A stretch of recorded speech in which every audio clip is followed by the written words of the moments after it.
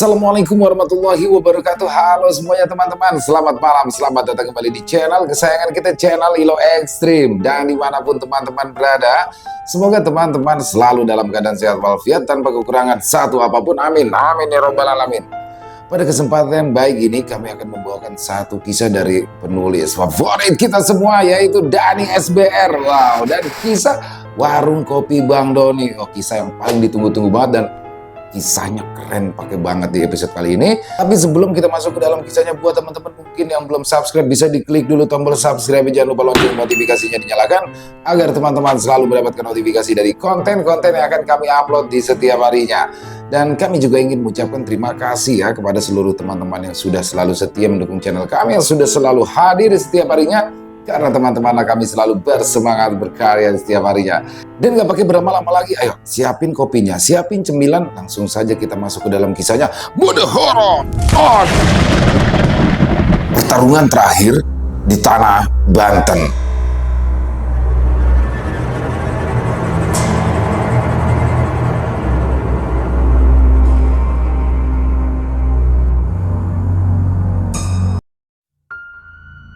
Pagi itu, Doni nampak termenung. Entahlah apa sebenarnya yang ada di pikirannya saat itu.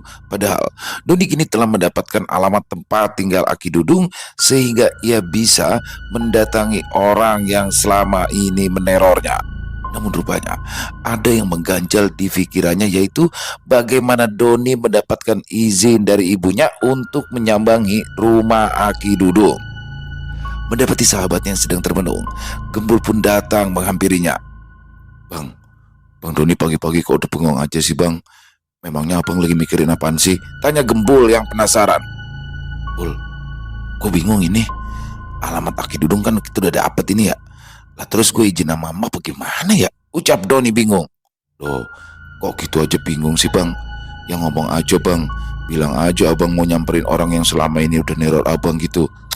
Lu kalau ngomong gampang Bul, gua berantem aja diomelin. Apalagi ini gua mau nyamperin ke markas Gembong Jahat, ya pasti kagak boleh. Susah ya punya anak kayak abang, ucap Gembul. Lah ya kebalik lah, yang ada susah punya emak kayak emak gua. Begitu timpal Doni sewot. Ya enggak bang, saya udah bener bang. Kasihan emak punya anak kayak abang, hidupnya masalah melulu, saut Gembul tetap pada pendiriannya. Lah ngapa jadi gue yang salah gula?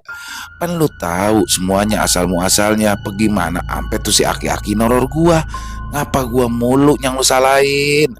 Ujar Doni jengkel.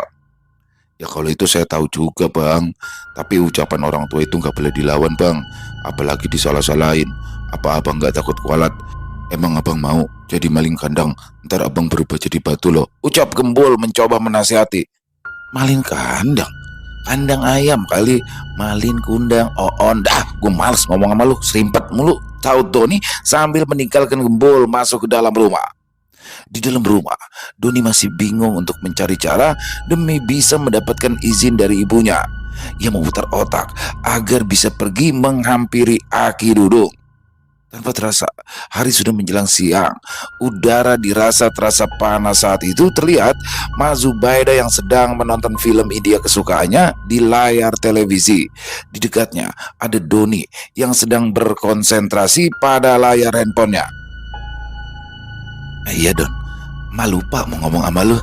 Kalau minggu depan Mak ada acara arisan keluarga, lu bisa kagak nganterin? Tanya Bu Zubaida. Bisa mak, jawab Doni singkat sambil terus memainkan handphonenya. Alhamdulillah kalau begitu. Kira-kira si Bonis kita ajak kagak ya? Kesianan kalau dia kagak diajak. Mak gimana sih? Mak ini sebenarnya mau jalan sama Doni apa mau Bonis? Masa pakai dua-duanya jalan? Emang di rumah siapa sih mak arisannya? Tanya Doni penasaran. Di Anyer tong, ungkap Bu Zubaida yang membuat Doni terkejut. Ya ampun mak, ngapain arisan jauh-jauh amat sih sampai ke laut segala? Bukan begitu tong, ini mah sekalian piknik, pun enak, semua keluarga kumpul, ungkap Bu Zubaida penuh semangat. Saat itu tiba-tiba saja ide brilian Doni muncul. Ya, dia berniat saat mengantarkan ibunya ke Anyer, Doni akan sekaligus mendatangi tempat Aki Dudung untuk menghentikan semua teror-terornya. Sementara itu, Di warung kopi Bang Doni, sudah terdapat Ivo yang sedang melakukan pertemuan dengan para koleganya. Ternyata mereka baru selesai makan siang bersama dan mengopi sejenak di warung kopi Bang Doni. Di situ diketahui jika Ivo dan teman-teman sekantornya sedang membicarakan mengenai acara yang akan diadakan oleh kantornya. Setelah pembicaraan itu selesai, mereka pun berniat untuk kembali ke kantor, namun tidak dengan Ivo. Karena rupanya Ivo telah janjian juga untuk bertemu dengan kliennya di warung kopi Bang Doni. "Berarti lu gak bareng kita dong, Vo?" ujar Santi, salah satu teman kantor Ivo. "Enggak, San, lu pada duluan aja ya. Soalnya gue mau ketemu klien dulu di sini," saut Ivo. Rupanya Ivo saat itu ingin bertemu dengan Butia yang merupakan seorang manajer marketing pada perusahaan minuman kemasan. Selain itu, Doni juga dihubungi oleh Ivo karena Butia ingin bertemu dengannya. Tak berselang lama, Doni pun datang beserta Gembul dan Rizal. Di situ, Doni langsung bergabung dengan Ivo dan Butia di ruangan VIP. "Halo Pak Doni, apa kabar? Gimana kabarnya? Salam Butia." "Alhamdulillah baik Bu. Oh ya, Ibu udah pesen apa ya? Biar saya siapin," saut Doni ramah. "Gak usah repot-repot Pak Doni. Tadi saya udah pesen kok," timpal Butia. "Oh iya Pak Doni, saya sudah lihat laporannya penjualan minuman kita. Bagus ya di warung Bapak ini. Berarti kerjasama kita berjalan cukup baik ya Pak Doni," ungkap Butia senang. "Alhamdulillah Bu, saya juga makasih nih udah dibikinin ruangan khusus meeting. Banyak yang make Bu, saya aja sampai nambah karyawan," ucap Doni. "Oh iya Bu Tia, warung kopi Bang Doni itu sekarang jadi rame loh. Karena selain anak muda, orang-orang kantoran yang ingin bertemu dengan kliennya juga pakai tempat Bang Doni, termasuk saya," jelas Ivo menambahi. "Alhamdulillah. Itu yang sebenarnya maksud kedatangan saya ke sini, untuk bertemu juga dengan Pak Doni. Jadi perusahaan kami itu ada acara gathering yang dibuat khusus untuk mitra-mitra bisnis kami, termasuk warung kopi Pak Doni ini," ungkap Butia. "Acara gathering? Maaf ini ya, acara gathering acara apaan ya Bu ya?" tanya Doni kebingungan. "Acara gathering itu acara pertemuan Bang. Jadi perusahaan Butia ini mengundang Bang Doni untuk ikut datang ke acara itu," sambung Ivo menjelaskan. "Betul sekali apa yang disampaikan Mbak Ivo Pak Doni. Jadi kami memang mengundang Bapak untuk datang ke acara yang kami buat untuk para mitra perusahaan kami," ungkap Butia.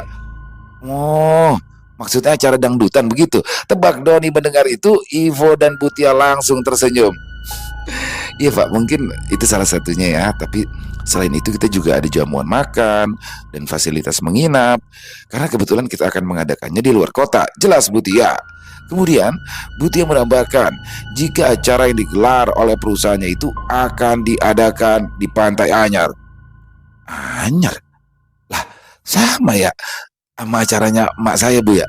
Nah, kalau boleh tahu emang kapan di acaranya?" tanya Doni yang penasaran. Rupanya secara kebetulan acara tersebut dilangsungkan bersamaan waktunya dengan acara arisan keluarga Bu Zubaida.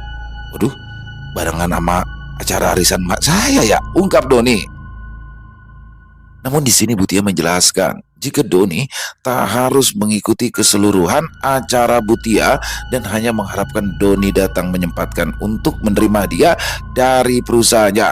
Karena di acara tersebut nanti Doni akan mendapatkan reward sebagai salah satu penjual terbanyak dari minuman kemasan milik perusahaan tempat Butia bekerja. "Iya Bang Doni itu nanti cuma nerima hadiah aja. Terus kalau Bang Doni mau kemana lagi gitu ya nggak apa-apa, silakan," ucap Ivo. "Oh begitu, iya dah. Oh ya, Ivo ikut datang juga nggak ke sana?" tanya Doni. "Iya dong Bang, nanti kita ketemuan di sana. Oh ya, Abang ajak Nani sama Bonis ya?" tanya Ivo balik. "Waduh, kalau itu belum tahu deh ya. Baru aja emak ngabarin tadi. Jadinya belum sempet dah ngabarin Nani sama Bonis," terang Doni pada Ivo. Akhirnya pertemuan itu pun berakhir dengan Doni yang berjanji akan menghadiri undangan dari Butia. Sepeninggalnya Butia, kini tinggal Doni yang masih menemani Ivo. "Ivo, mau ke kantor lagi apa langsung pulang?" tanya Doni berbasa-basi. "Kayaknya langsung pulang aja deh Bang," jawab Ivo. "Bawa mobil? Tapi kok Abang kagak ngeliat mobilnya si Ivo ya?" "Kebetulan lagi gak bawa Bang hari ini. Ivo tadi naik Grab. Kenapa?" Emangnya abang mau nganterin? Gue ada info pada Doni. Mendengar itu, Doni pun terkejut dan bingung harus menjawab apa. Bagaimana tidak? Menemani Ivo mengobrol saja sudah membuat Doni was-was, apalagi harus mengantarkannya pulang. Doni tak berani untuk membayangkannya. Gitu ya, sayang banget ya. Abang juga lagi kagak bawa motor ini. Buahnya lagi kempes terus. Soalnya ini sering dipakai sama si Gembul. Gila Doni. Mendengar itu, Ivo hanya tersenyum saja. Ya deh bang, gak apa-apa. Gampang kok, biar Ivo naik Grab aja. Ivo juga gak mau ngerepotin abang. Saut Ivo. Kagak ngerepotin kok, beneran dah. Kalau motor abang bannya bagus mah, abang nganterin dah. Ucap Doni lagi yang merasa tak enak hati. Iya bang, Ivo juga ngerti kok. Abang tenang aja. Oh iya, berarti minggu depan kita bakal ketemu di Anyer ya? Iya, insya Allah nanti kita ketemuan di Anyer ya. Saut Tony gugup. Kemudian setelah pesanan Grab Ivo datang, dia pun berpamitan untuk pulang. Di situ, setelah Ivo meninggalkan warung kopi milik Bang Doni, rupanya Gembul mendengarkan seluruh pembicaraan antara Doni dan Ivo. Gembul pun langsung menghampiri Doni yang berada di luar setelah mengantar Ivo ke mobil Grab pesanannya. Bang Doni, abang kalau jadi orang jangan suka bohong dong bang, ucap Gembul jengkel. Apaan sih lu Bul? Datang-datang langsung ngomong begitu aja, saut Doni sewot. Iya, tadi abang kan bilang motor abang banyak rusak gara-gara saya. Saya kan gak pernah pakai motor abang, saya kan ada motor sendiri. Elah lu Bul begitu aja marah. Gua bingung, tadi si Ipo itu minta dianterin. Pan lu tahu diri, gue nemenin ngobrol dia aja menjadi masalah, apalagi gue sampai nganterin, bisa celaka gue, ucap Doni. Makanya abang itu jangan suka bohong, ama jangan suka basa-basi, sahut Gembul jengkel. Di tengah obrolan mereka, tiba-tiba saja keduanya dihampiri oleh seseorang yang merupakan warga asing dengan banyak tato di tubuhnya. Excuse me, is this really a place that sells coffee? Tanya seorang bule pada Doni dan Gembul. Tayal, Doni dan Gembul pun dibuat gelagapan oleh pertanyaan dari bule tersebut. Ya, Nir, what I help you? Ucap Doni asal. Mendengar bahasa Inggris Doni yang berantakan, bule itu pun langsung bertanya dalam bahasa Indonesia. Rupanya dia sudah fasih berbahasa Indonesia. Oh, maaf. Maksud saya, apa benar di sini menjual kopi? Tanya bule itu lagi. Yes, bener banget Menir. Masuk aja ke dalam ya, saut Doni. Terima kasih banyak, ucap bule tersebut sambil berlalu memasuki warung kopi Bang Doni. Bang, Menir itu apaan ya bang? Tanya Gembul penasaran. Lah, udah lu mah kagak bakal ngerti. Menir itu tuh sebutan atau panggilan bakal orang Belanda, saut Doni yakin. Oh gitu ya bang. Tapi bang ngomong-ngomong, orang tadi itu badannya banyak gambarnya ya bang, timpal Gembul heran. Itu namanya tato Gembul. Nah kalau lu sering garuk-garuk selangkangan, namanya biji lu betato alias gudik, ledek Doni. Apaan sih bang, orang lagi ngomongin orang bule kok sampai ke selangkangan segala, ucap Gembul sewot. Di malam harinya, dengan membawa banyak tentengan, Doni terlihat menghampiri rumah Nani. Saat itu, Doni memberitahu Nani jika dia akan mendatangi Aki Dudung, tapi Doni juga mengutarakan jika dia tak berani memberitahukan tentang niatannya tersebut. Terus, gimana caranya abang buat datangin Aki Dudung? Apa abang mau bohongin emak lagi biar bisa datangin Aki Dudung? Tanya Nani cemas. Ya bukannya begitu, kebetulan mak minta anterin ke acara arisan keluarga yang diadain di Anyer. Nah abang langsung kepikiran, apa pas abang anterin emak aja ya abang pergi ke tempatnya Aki Dudung, kan kagak jauh tuh dari situ, ungkap Doni. Terus kalau abang kenapa-napa gimana? Kan Aki Dudung itu orangnya berbahaya bang, dia gak bakalan segen-segen buat ngilangin nyawa orang. Ya kalau itu mah abang tahu Nan, tapi abang kagak bisa diem aja kan. Dia udah ngirim anak buahnya sampai 4 orang. Ya abang kagak mau sampai ada korban lagi dari orang-orang di sekitaran abang. Udah cukup Bang Dirja aja yang jadi korban, ucap Doni khawatir. Mendengar itu, Nani pun bingung bagaimana cara agar mencegah Doni untuk bisa menemui Aki Dudung. Karena di lain sisi, perkataan Doni ada benarnya juga. Akhirnya Nani hanya bisa mendoakan Doni agar sang kekasih baik-baik saja dan tak terjadi hal-hal yang tidak mereka inginkan. Sama ini Nan, atau lagi. Tapi ini mah beneran dah. Kebetulan banget kayaknya. Beneran. Abang juga sampai bingung. Ucap Doni. Apaan tuh bang? Tanya Nani penasaran. Di situ Doni menjelaskan jika keberangkatan ia mengantarkan Ibu Zubaidah ke Anyer berbarengan dengan acara undangan dari perusahaan minuman kemasan yang menjadi mitra Doni di warung kopi miliknya. Nah, katanya di sana nanti abang bakalan dikasih hadiah. Ya tapi kagak tahu apaan hadiahnya, ungkap Doni. Wah, bagus dong bang kalau gitu. Sekalian aja bang datang. Jadi abang kan gak usah nyamperin Aki Dudung, saut Nani yang tetap mencoba mencegah Doni untuk melakukan niatannya itu. Aduh bagaimana ya, sebenarnya mah abang kagak mau datang. Abang mau ngelarin urusan sama tuh aki-aki. Udah capek soalnya. Lagian juga di acara itu ada Ipo. Abang males, ucap Doni. Mendengar nama Ivo disebut, Nani sempat tersentak dalam hati, namun Doni tak mengetahuinya karena Nani memang pintar sekali menyimpan perasaannya. Memangnya kenapa bang kalau ada Ivo? Kan enak, jadinya abang jadi ada temennya, saut Nani yang pura-pura tak cemburu. Males kalau sendiri. Tapi kalau Nani mau ikut, abang bener bakalan datang. Nah, Nani kira-kira bisa kagak ikut? Tanya Doni yang rupanya bermaksud mengajak Nani untuk pergi bersamanya ke Anyer. Kayaknya Nani gak bisa ikut deh bang, soalnya Nani ada ujian, ujar Nani. Oh begitu, saut Doni sedikit kecewa karena Nani tak bisa ikut dengannya. Keesokan harinya, Doni nampak mendatangi Baba Maun di rumahnya. Terlihat Baba Maun sedang bersantai di pekarangannya sambil menikmati kopi dan sebungkus rokok gudang garam merah kesukaannya. Assalamualaikum mbak, saut Doni. Waalaikumsalam. Lo Don, masuk ini, saut Baba Maun. Baba bagaimana kabarnya? Sehat? Alhamdulillah. Lah tadi baru aja si Boim dari sini, lo kagak ketemu? Wah gitu, ngapain si Boim kemari ya mbak? Tanya Doni. Ya biasa dia mau main aja, sering dia kesini nengokin Baba. Emang dulu juga pas masih ada si Dirja, dia sering banget kemari. Dia itu udah Baba anggap anak diri, ungkap Baba Maun.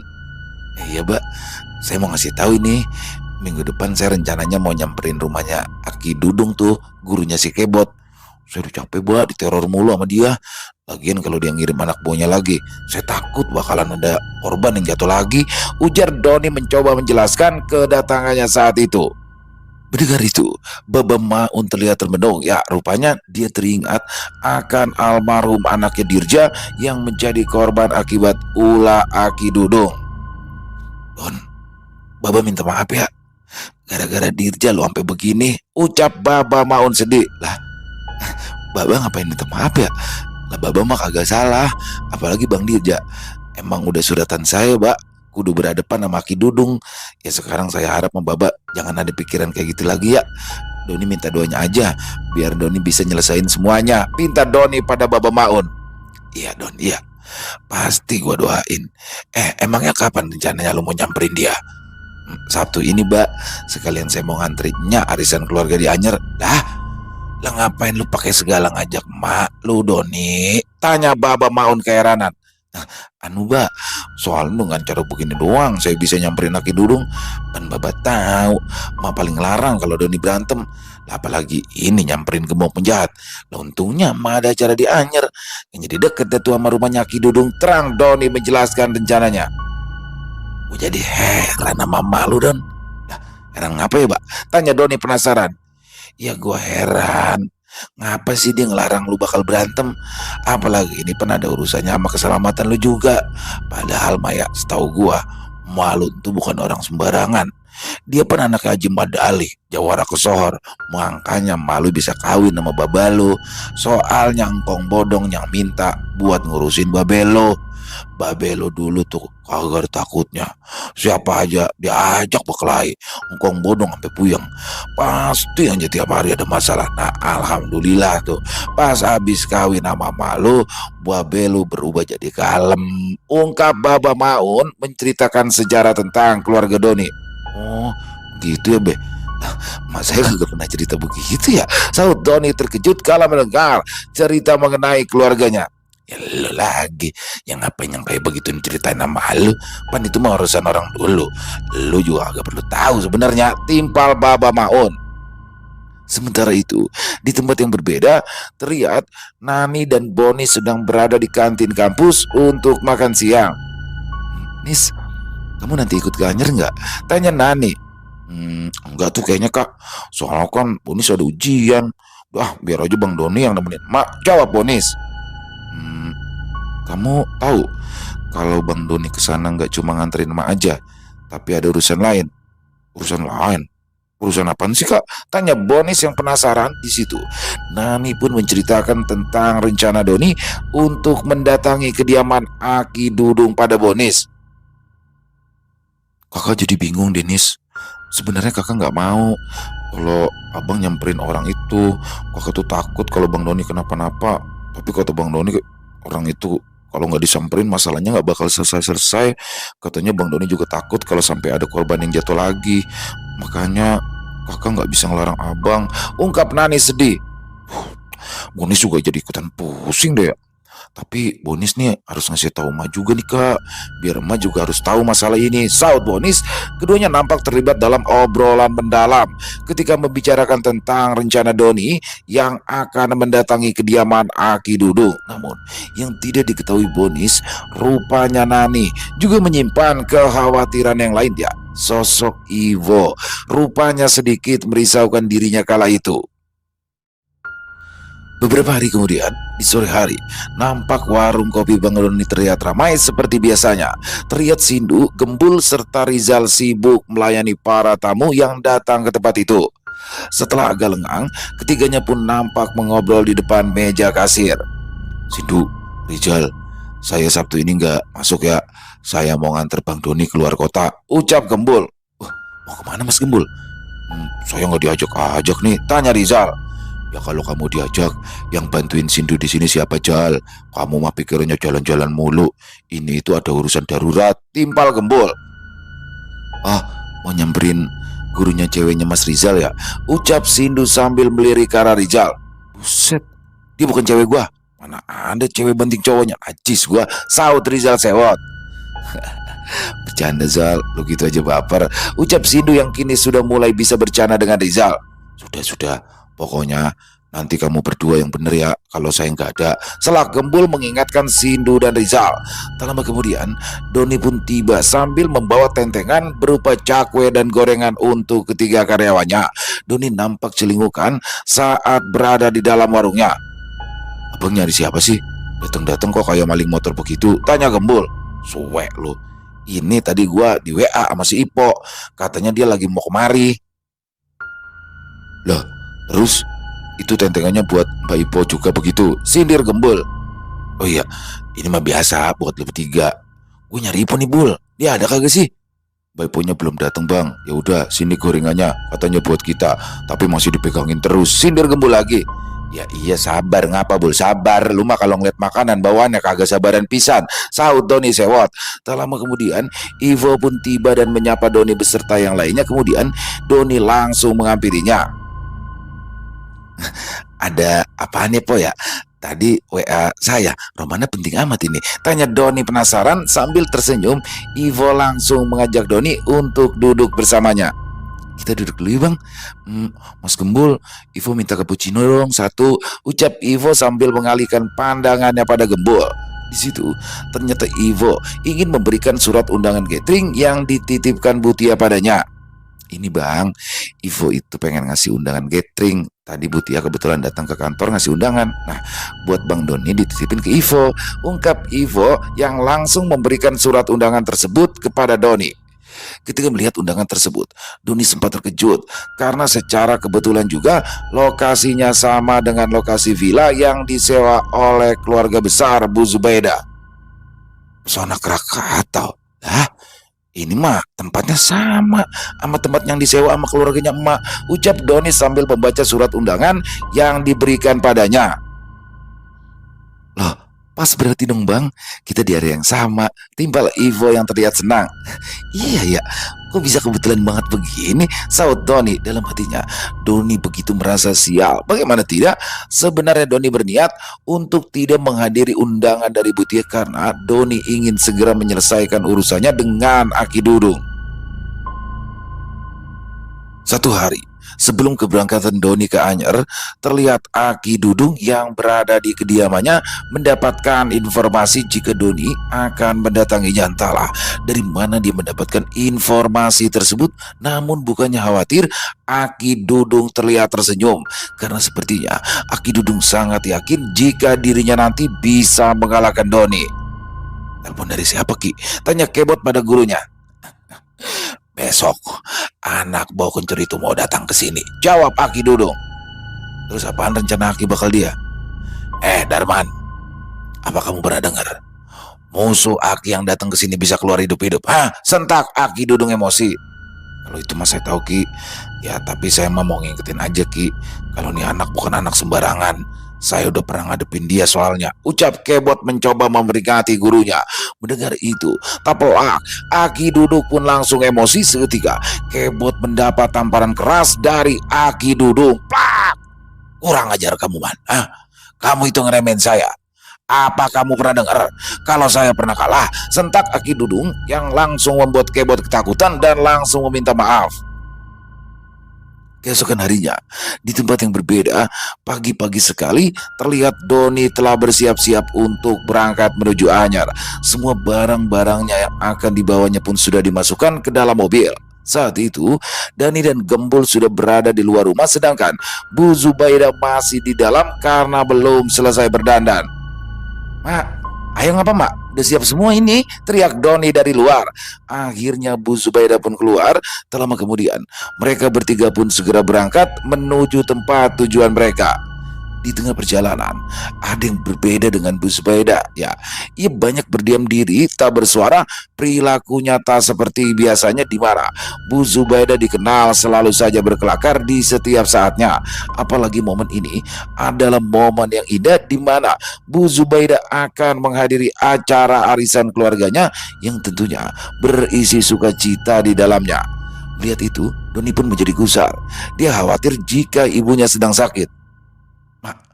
Mang apa ya? Perasaan diem aja deh tadi. Mas sakit ya? Kalau sakit ya ngapa kita tetap jalan sih mak? Tanya Doni.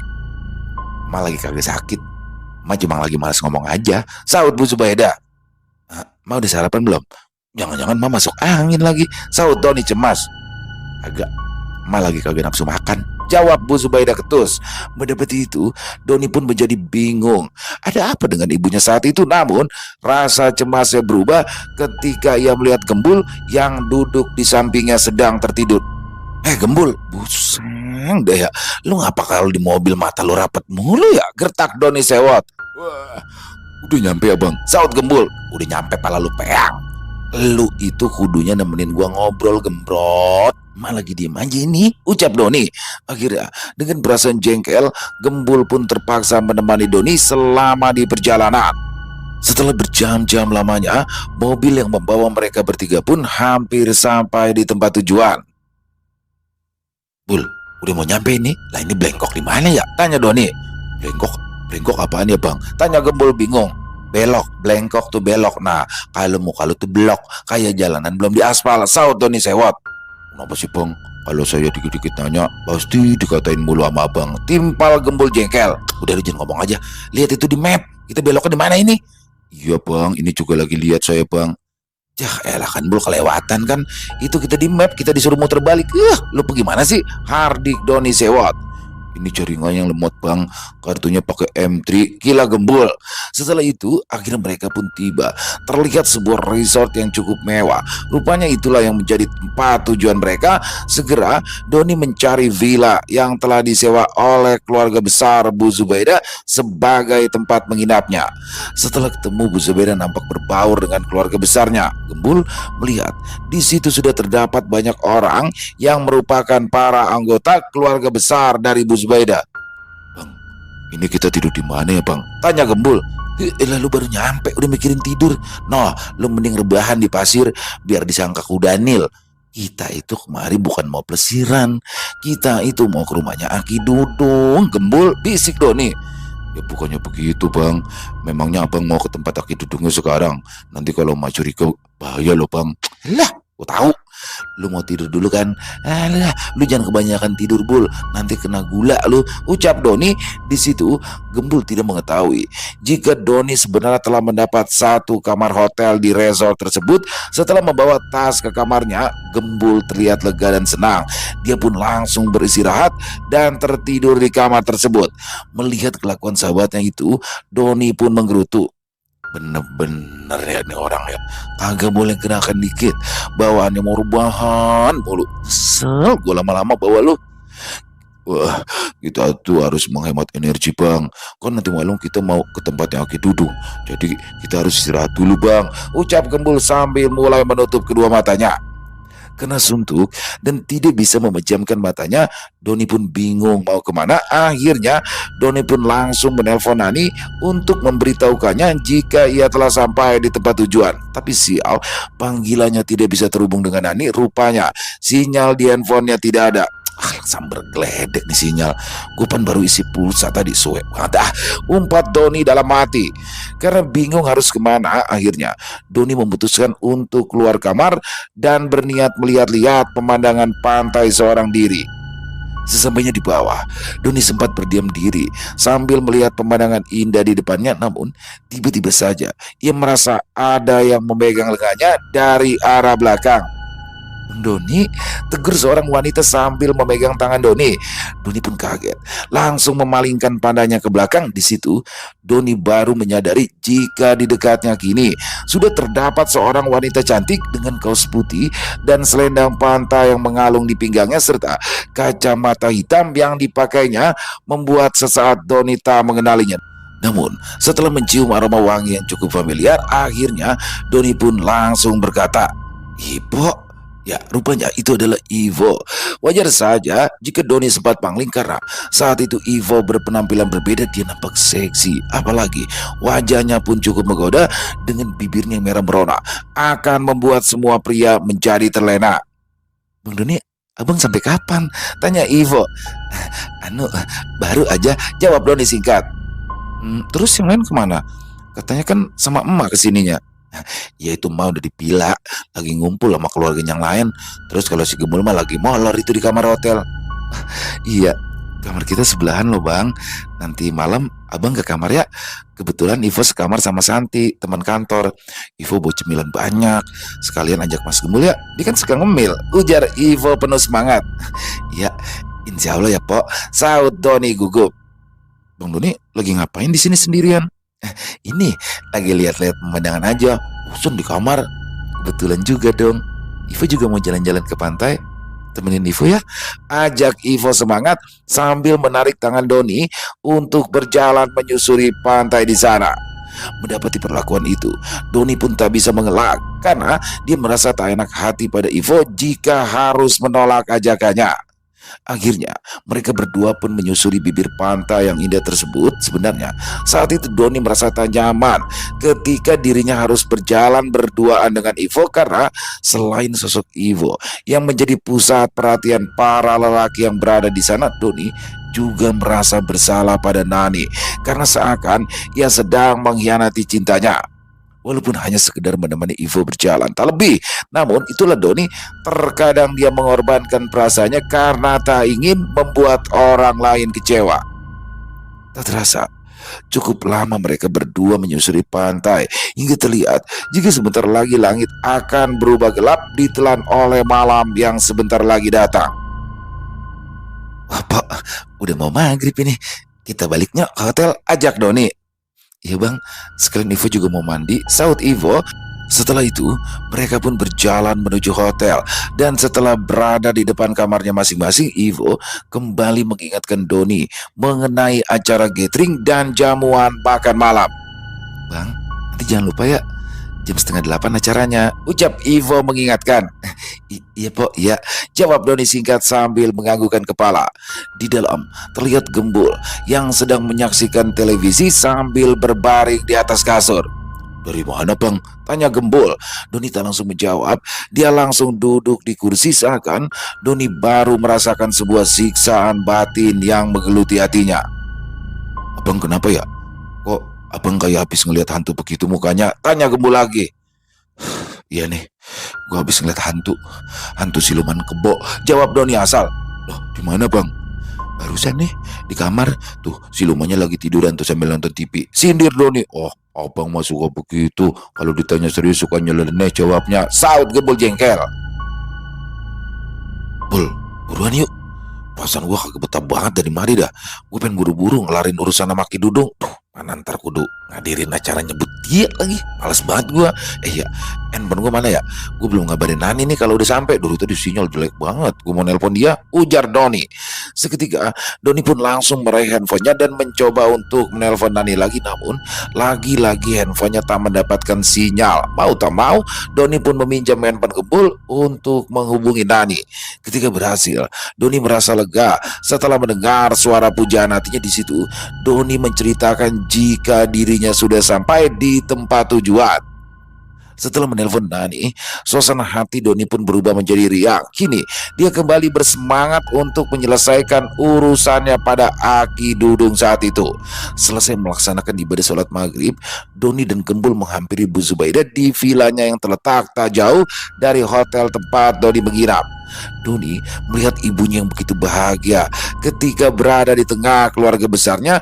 Bu Zubaida pun mengetahui jika di malam yang sama Doni memiliki undangan di acara lain. Namun anehnya, ketika Bu Zubaida dihampiri oleh Doni, wajahnya kembali terlihat murung. Entahlah, seperti ada sesuatu yang disembunyikannya. Mak, mau udah makan? Tanya Doni. Udah, jawab Bu Zubaida singkat. Mak apa sih? Tadi kalau sama Doni cembetut aja. Tanya Doni lagi penasaran. Kagak ngapa-ngapa, saut Bu Zubaida ketus kembali. Bu Zubaida pun meninggalkan Doni untuk kembali bergabung mengobrol dengan keluarga besarnya. Tayal, Doni pun menjadi bingung atas perilaku ibunya yang tak biasa itu. Mengetahui Bu Zubaida yang merasa nyaman dengan keluarga besarnya, akhirnya Doni pun meninggalkan ibunya untuk melanjutkan rencananya. Bul, aman dah kayaknya ya. Mak kayaknya kagak merhatiin kita. Tapi ngapa ya Bul ya? Kayaknya mama gue asem banget mukanya. Tanya Doni. Abang belum mandi kali, makanya mak asem sama abang. Ledek Gembul. Bul, lu ngerti bahasa gua kagak sih? Kalau ngomong lu mau begitu. Timpal Doni sewot. Tanpa membuang waktu, Doni dan Gembul langsung menghadiri undangan dari Butia yang juga telah menyiapkan kamar hotel untuk Doni dan Gembul menginap. Kemudian Doni dan Gembul langsung menuju ballroom yang terdapat di dalam hotel tersebut. Terlihat meja-meja yang telah ditata rapi seperti jamuan makan malam. Melihat itu, mereka berdua nampak bingung untuk duduk di mana sebelum terdengar suara orang yang memanggil mereka. Rupanya itu adalah suara Ivo yang memanggil-manggil Doni dan Gembul untuk bergabung duduk dengannya. Ternyata Ivo dan temannya Santi sudah menunggu Doni dalam acara itu. Kembali Ivo terlihat cantik dengan busana casual yang dipakainya. Iya Bang Doni, kenalin ini Santi teman Ivo, ucap Ivo. Kemudian Doni dan Gembul pun berkenalan dengan Santi. Oh, jadi ini nih Bang Doni yang sering diomongin sama Ivo. Terlontar ucapan dari Santi yang membuat suasana menjadi canggung. Doni hanya tersenyum kecil karena bingung harus merespon apa. Begitu juga dengan Ivo yang langsung menegur temannya itu. Tak lama kemudian, acara tersebut pun dimulai. Acara itu merupakan jamuan makan malam dengan iringan live musik yang mewah. Perlu diketahui, jika maksud dan tujuan acara gathering itu diadakan bertujuan untuk menjalin hubungan yang lebih baik antara perusahaan minuman kemasan tempat Butia bekerja dengan para mitranya, termasuk warung kopi Bang Doni dan perusahaan tempat Ivo bekerja. Karena warung kopi milik Doni mendapat predikat sebagai salah satu penjual terbanyak, maka Doni pun mendapat sebuah bingkisan hadiah berupa AC dan logam mulia 10 gram pada acara tersebut. Mendapati itu, Doni pun merasa senang karena dia tak menyangka jika dirinya akan mendapatkan hadiah yang cukup lumayan jika dihitung nilai nominalnya. Akhirnya acara tersebut pun selesai. Doni terlihat sumringah karena hadiah yang didapatnya itu. Namun Gembul kembali memperingatkan Doni akan rencana awal mereka. Bang, Ayo dong bang, kita pergi bang. Mumpung ada kesempatan ini, ucap Gembul. Nah iya ya, kenapa gue malah mau balik lagi ke kamar? Buset, kenapa gue jadi linglung begini? Saut Doni. Iya, habis dapet tadi aja, lupa dah sama urusan Aki Dudung. Timpal Gembul sewot. Kemudian, mereka berdua pun langsung meluncur ke kediaman Aki Dudung dengan menggunakan map yang telah disetel sebelumnya. Setengah jam kemudian, keduanya pun telah tiba di depan sebuah rumah yang amat besar dengan tembok yang menjulang tinggi serta gerbang yang kokoh. Terlihat rumah Aki Dudung sangat mewah. Ini benar rumahnya, Bul? Tanya Doni. Ya kalau menurut map sih bener bang. Udah ya, matiin pulsa saya nanti habis soalnya. Lagian handphone gak ada sinyal di bawah-bawah. Gak guna. Saut Gembul. Tar dulu Bul, pastiin dulu. Bener kagak ini rumahnya? Terus cara masuk ke bagaimana ini? Ya tinggal masuk aja ya bang, saya tunggu di mobil. Lo pergi mana? Masa iya gue sendirian masuk ke dalam? Protes Doni. Saya backupnya dari belakang aja bang. Kalau ada ilmu-ilmu gaib yang nyerang abang, kan ada saya. Kalau saya ikut, ntar saya bisa cilaka, nggak bisa backup abang lagi. Ungkap Gembul. Iya ya bener juga sih lu. Yaudah gue masuk dulu ya. Gue udah penasaran banget ini pengen ketemu sama tuh aki-aki. Ucap Doni bersemangat. Akhirnya Doni pun memasuki rumah Aki Dudung yang terlihat tertutup rapat dengan cara memanjat tembok. Tak lama Doni sudah berada di dalam kediaman Aki Dudung. Suasana sangat sepi. Tak terlihat satu orang pun yang berada di sana. Namun, Doni melihat cahaya terang di tengah rumah dan Doni menebak jika Aki Dudung berada di sana. Ternyata dugaan Doni benar. Dia melihat seorang lelaki tua dengan wajahnya yang sangar sedang duduk seorang diri seakan memang menunggu kedatangan Doni di malam itu. Assalamualaikum. Salam Doni dengan pandangan tajam ke arah lelaki tua yang ada di depannya. Waalaikumsalam. Akhirnya kamu datang juga Doni. Selamat datang di rumah saya yang nanti bakalan jadi kuburan kamu. Saut lelaki tua itu yang ternyata adalah Aki Dudung. Jadi Aki ini Aki Dudung yang udah ngirimin orang bakal nyelakain saya, amang bunuh saudara saya si Dirja. Saut Doni geram. Kalau iya kenapa? Timpal Aki Dudung yang seketika membuat Doni naik pitam dan langsung saja menyerang dengan lompatan yang tinggi. Doni melancarkan serangan pertamanya. Doni nampak tak sungkan menyerang lelaki yang jauh lebih tua darinya saat itu karena Doni sangat yakin jika sosok lelaki tua itu merupakan sosok yang sangat berbahaya. Dan benar saja, serangan Doni pun langsung mentah karena Aki Dudung dapat menghindar dengan mudahnya. Doni hanya dapat menghancurkan kursi yang semula diduduki oleh Aki Dudung. Menyadari jika serangan pertamanya gagal, Doni pun langsung mengayunkan tangannya ke wajah Aki Dudung. Kembali serangan Doni dapat ditangkis oleh Aki Dudung. Tak mau menyerah, Doni pun kembali melancarkan pukulan kombinasi serta diakhiri dengan tendangan memutar. Rupanya karena saking cepatnya serangan Doni, tendangan memutarnya pun berhasil bersarang di tubuh Aki Dudung sehingga ia pun terpental ke arah belakang. Namun Aki Dudung tak sampai jatuh. Dia masih kokoh berdiri dengan kedua kakinya karena memang kuda-kuda yang dimiliki oleh Aki Dudung sungguh kuat sehingga tendangan dari Doni barusan tak membuatnya goyah. Mendapati itu, bukannya kesakitan, Aki Dudung malah tersenyum. Boleh juga mainan kamu. Sudah lama saya nggak ketemu lawan kayak kamu. Pantesan saja semua murid saya modar semuanya. Kalau begini saya jadi semangat ngelawan kamu. Ungkap Aki Dudung yang semula meremehkan Doni kini mulai berubah serius. Tak membuang waktu, kini gantian Aki Dudung lah yang langsung menyerang Doni. Dengan gerakan yang cepat, Aki Dudung melancarkan tendangan serta pukulan yang bertubi-tubi ke arah Doni. Rupanya selain cepat, serangan-serangan Aki Dudung pun nampak kuat.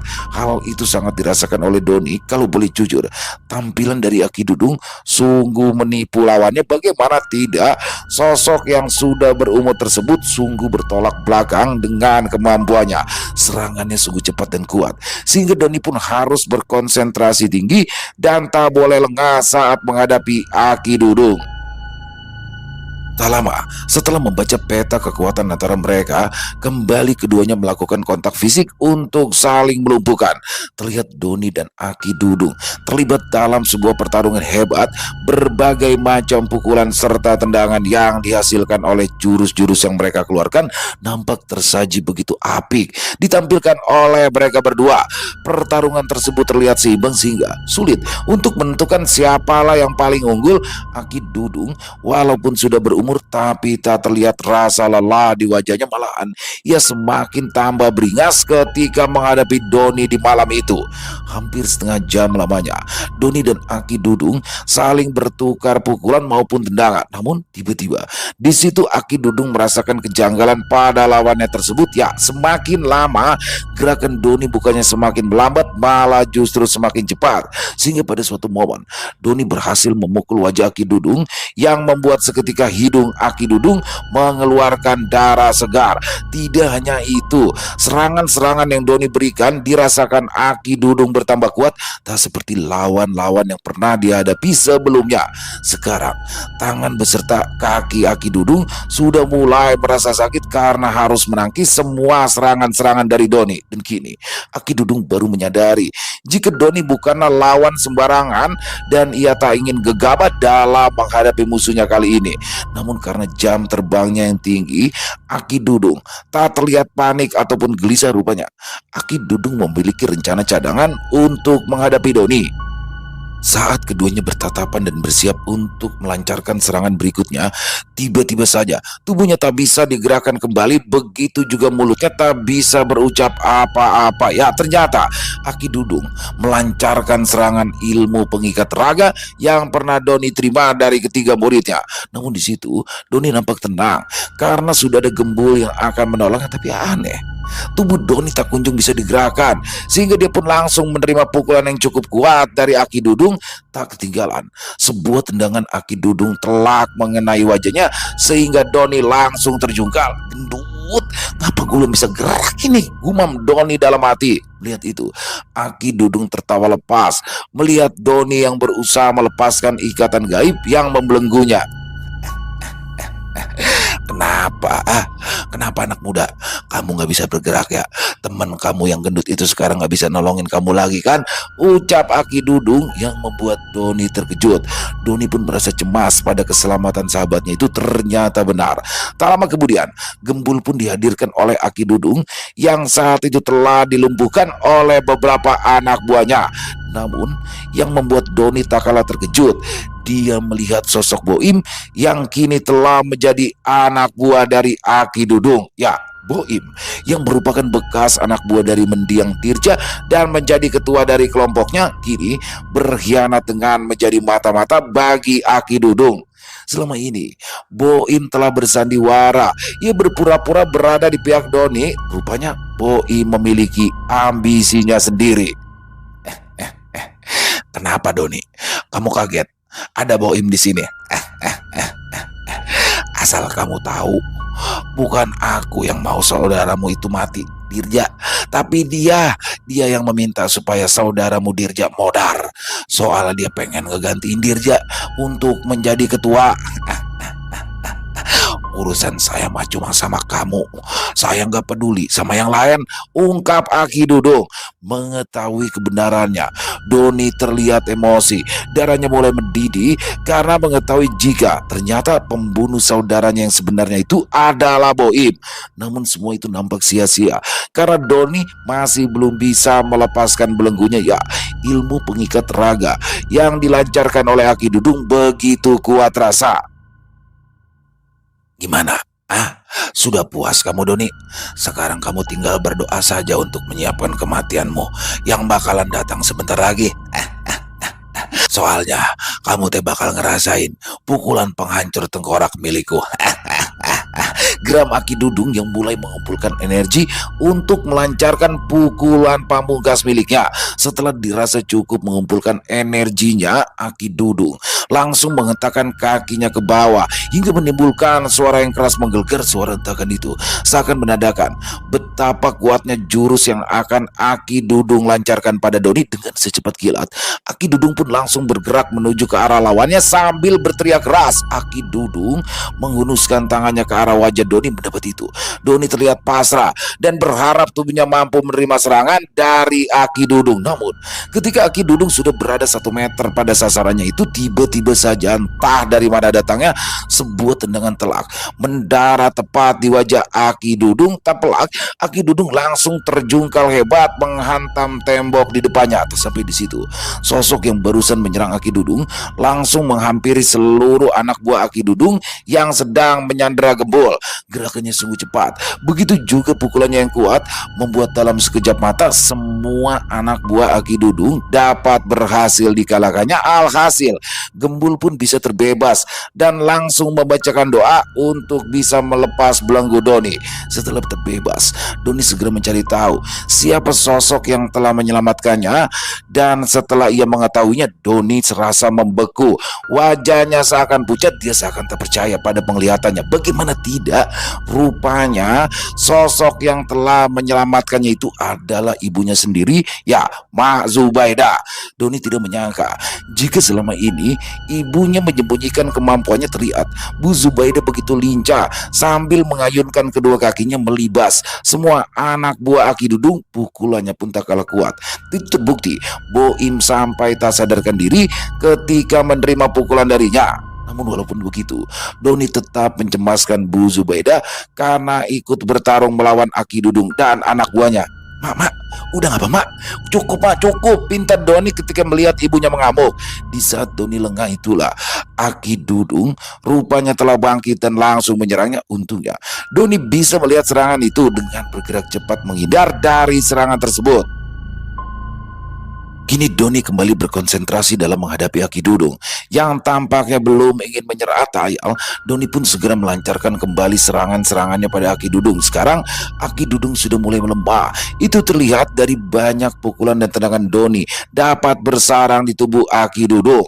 Walaupun Aki Dudung sempat mengeluarkan jurus-jurus andalannya seperti cakaran maut, jurus yang sama yang dimiliki oleh Kebot, dan juga pukulan penghancur tengkorak miliknya, namun semua itu nampak sia-sia karena Doni dapat menghindarinya. Malahan kini Aki Dudung terlihat melambat akibat banyaknya luka yang dideritanya. Tapi aneh, walaupun sudah berkali-kali jatuh dan tersungkur ke lantai, Aki Dudung dapat bangkit kembali seakan-akan nafasnya tak pernah habis.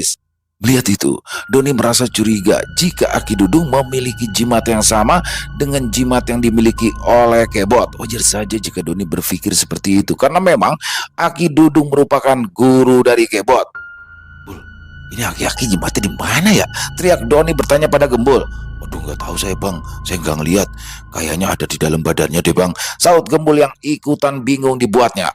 Melihat anaknya yang kebingungan, Ma Zubaida segera bertindak, ya, dengan cekatan. Ma Zubaida mengeluarkan jurus miliknya pada Aki Dudung yang terlihat sempoyongan. Terlihat Ma Zubaida langsung menotok kerongkongan dan jidat Aki Dudung sehingga dalam sekejap Aki Dudung langsung pingsan dan terkulai lemas tak berdaya.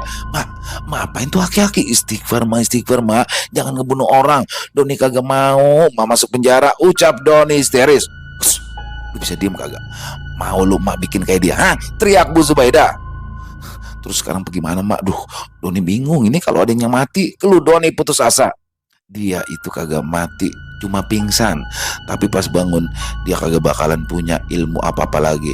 Udah emak ilangin semua ilmunya, ungkap Bu Zubaida sewot. Rupanya Bu Zubaida tidak membunuh Aki Dudung. Dia hanya menghilangkan ilmu-ilmu yang dimiliki Aki Dudung dengan jurus totoknya. Semua itu dilakukan agar kedepannya Aki Dudung tidak bisa melakukan aksi kejahatannya kembali. Mengetahui itu, Doni pun menjadi lega dan langsung mengajak mereka semua untuk pergi dari tempat tersebut. Saat itu diketahui jika Mak Zubaida ternyata diantar oleh Ivo dan temannya Santi dengan mobil miliknya. Rupanya yang tidak diketahui oleh Doni adalah Bu Zubaida telah mengamati gerak-gerik anaknya selama berada di Anyar. Karena memang sebelumnya Bu Zubaida mendapat laporan dari Bonis jika Doni akan mendatangi kediaman Aki Dudung. Setelah kepergian Doni dan yang lain, Tak lama kemudian, pihak kepolisian pun berdatangan karena laporan warga yang mendengar keributan di rumah Aki Dudung. Memang selama ini Aki Dudung sudah dicap oleh masyarakat sekitar sebagai biang masalah. Dia suka sekali mengumpulkan orang-orang tak jelas dan menjadikan mereka semua sebagai muridnya. Belum lagi Aki Dudung dicurigai sebagai penada barang-barang curian yang biasa dibawa oleh para anak buahnya.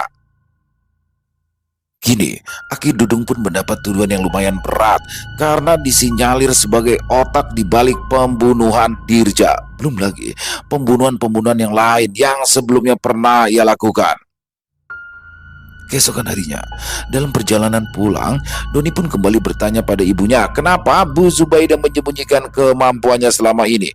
Doni masih tak menyangka jika ibunya ini memiliki kemampuan yang sungguh luar biasa, ditambah Bu Zubaidah memiliki kemampuan untuk menghilangkan ilmu pada tubuh seseorang. Mak kok kagak pernah ngasih tahu Doni ya kalau Mak bisa silat? Apalagi Mak punya ilmu totok kayak begitu. Keren dah Mak, tanya Doni penasaran. Apain Mak ngasih tahu lu?